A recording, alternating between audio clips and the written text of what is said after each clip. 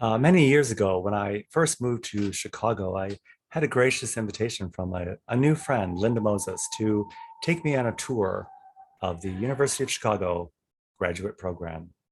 Linda explained to me that she would pick me up early in the morning and we would be on our way. I sheepishly had to explain to Linda that I couldn't join her on Sunday morning because on Sunday mornings, I went to church. Linda looked at me and asked, well, what church do you go to? And I said, I go to Fourth Pres. Linda looked at me and said, well, Fourth Pres, that's not a church. That's a fashion show. I was kind of insulted by that and flattered at the same time. Welcome to Sunday Coffee Hour. I'm Stanley Smith. Each week at Coffee Hour, we talk about everything and nothing. What's going on in our personal lives, the life of our community, the nation, and the world. This week we talked about buying a new appliance at Apt, about crime, ever increasing crime in Chicago, and the possibility of closing down Lakeshore Drive for a NASCAR event. This week at Washington National Cathedral, the readings were about hospitality and the story of Abraham extending hospitality to the strangers in the wilderness, and the story of Mary and Martha preparing a meal together.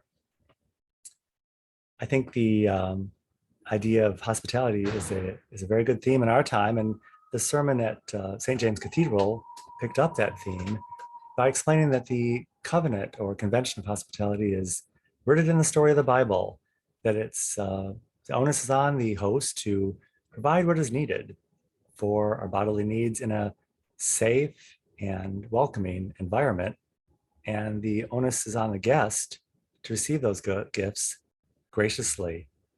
This, of course, all flies in the face of our convention today of social justice, which many churches have taken up that banner in favor of leveling the playing field. And the very idea of being the host, having something to offer, is problematic in our time because it implies that the guest is in want and in need. And in that very dynamic is the crux of the problem and the need for social justice to level the playing field. And in the process, it's to the detriment of hospitality.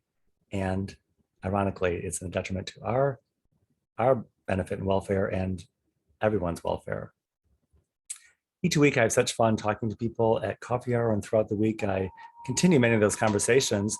This week, I was asked by a new young friend about my journey from being Presbyterian to being Episcopalian. And he asked me, what is the difference between being Presbyterian and Episcopalian? And I said, well, many years ago, I had visitors who presented themselves as being from the evangelical Presbyterian Church in America. And I asked myself, well, what does that mean, evangelical Presbyterian? And I said, does that mean you actually believe in God?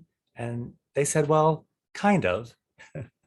So my young friend said, well, is that what you're saying? You're saying that the Presbyterians don't believe in God? And I said, well, for me, more importantly than that, I don't believe they believe in the convention of believing any longer. And to me, that's more problematic. If you can't believe in the window dressing of something, then that's almost more troubling, because believing is a difficult thing and it's something we aspire to, and it's something we might not accomplish in this lifetime. But if we can at least believe in the concept of believing, we're already halfway there. And I think in many ways, the church I was attending gave up on that idea a long time ago in place of the social justice. And that's been to many people's detriments and to the detriment of the church. At Sunday Coffee Hour, we're still in the convention of providing hospitality. I'm trying to be a good host and provide a warm and welcoming environment, and our guests respond graciously and bring what they have to offer to the table. And for that, we're all truly, truly grateful. If you would like an invitation to Sunday Coffee Hour, I will include my email in the description of this video, and I'll be happy to send you an invitation. And I look forward to seeing you very, very soon.